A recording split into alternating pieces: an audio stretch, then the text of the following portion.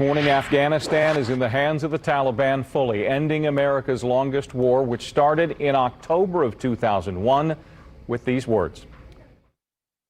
On my orders, the United States military has begun strikes against al-Qaeda terrorist training camps and military installations of the Taliban regime in Afghanistan. 20 years after that announcement from then-President George W. Bush, the final U.S. flight and the last soldier has left Afghanistan on the orders of President Joe Biden, delivered this April. I've concluded that it's time to end America's longest war. It's time for American troops to come home.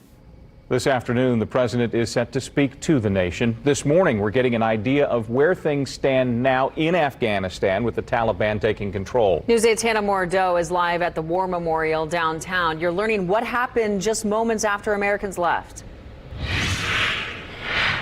Well, within minutes of American troops leaving the country, Taliban fighters actually took over quickly the entire airport in Kabul. In fact, take a look at this video, new into our newsroom overnight. It's from an LA Times foreign correspondent, and you can see the Taliban fighters enter into what had been the U.S.-controlled portion of the Kabul airport. Now the Taliban promises security as they walk through the hangars on the military side, passing some of the 7 helicopters the U.S. used in its evacuation before rendering them unusable. Then there's this image, a moment in history too. The last American soldier to leave Afghanistan, Major General Chris Donahue, as he's boarding the final C-17 flight.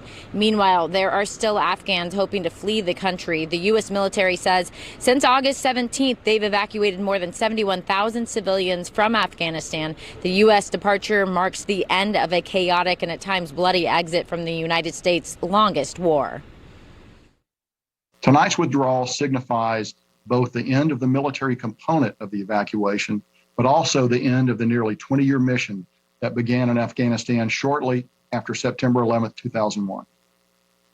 It's a mission that brought Osama bin Laden to a just end, along with many of his al-Qaeda co-conspirators.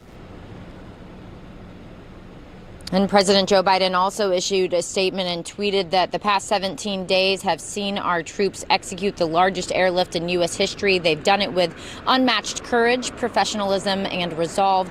Now our 20-year military presence in Afghanistan has ended. And after our troops left the airport and left the country, Taliban leaders actually went to the airport, spoke to the Afghanistan people, and said this victory belongs to all of us. Live in Indianapolis, Hannah Mordeau, WishTV, WishTV.com, and follow